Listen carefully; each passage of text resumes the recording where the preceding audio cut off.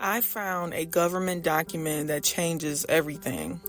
December 2nd, 1970, the Attorney General of Washington State wrote a letter that proves the government has been taking Bigfoot seriously for over 50 years.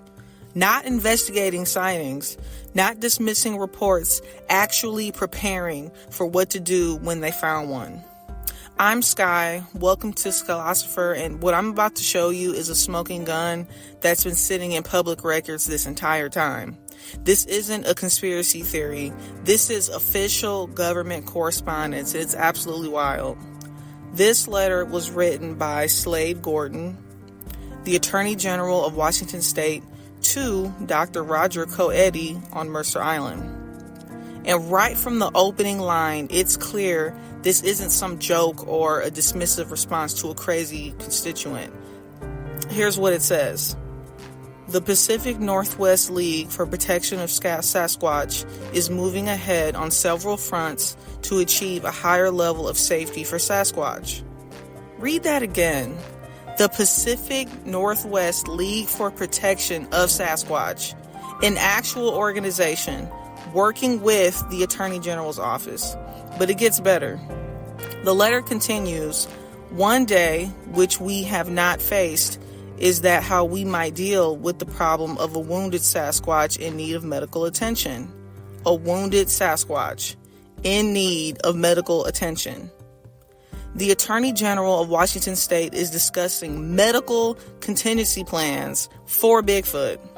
He goes on, we are concerned that a Sasquatch might die needlessly through the fault of no one individual, simply because there was no pre-arranged plan in existence for treating such a heavy and possibly unwilling patient. They're not debating whether Sasquatch exists. They're planning what to do when they find one injured. So what does the Attorney General propose?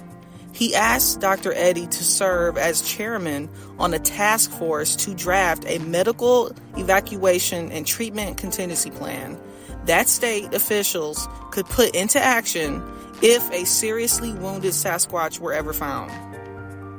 And then he lays out what this plan should include.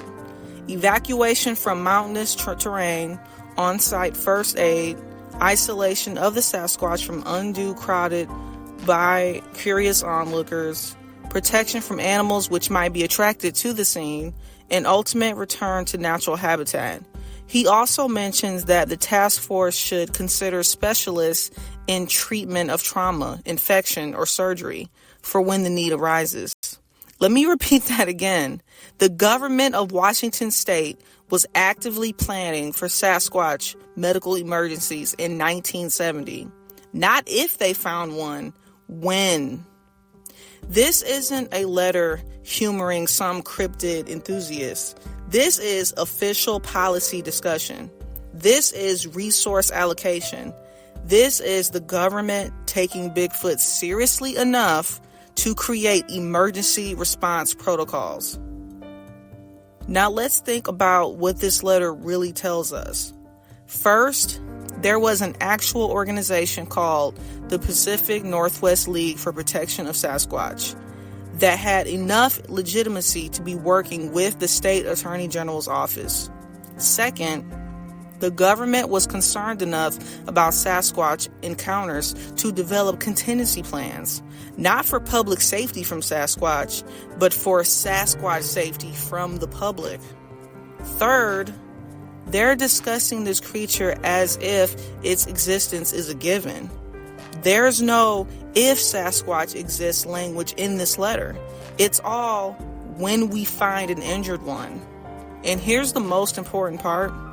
This letter is from 1970. That's over 50 years ago.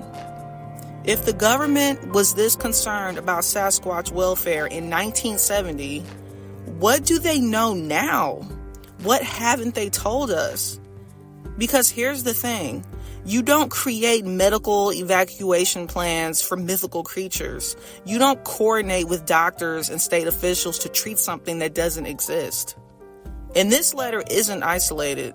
Washington State has more Bigfoot sightings than almost anywhere in the world. The famous Patterson-Gimlin film, filmed just a few hours south of Washington in Northern California in 1967, just 3 years before this letter was even written. Thousands of reports have come from Washington's forests, the Cascade Mountains, the Olympic Peninsula. These aren't random tourists getting spooked. These are hunters, loggers, hikers, park rangers who know these woods. And clearly, by 1970, the government knew something was going on.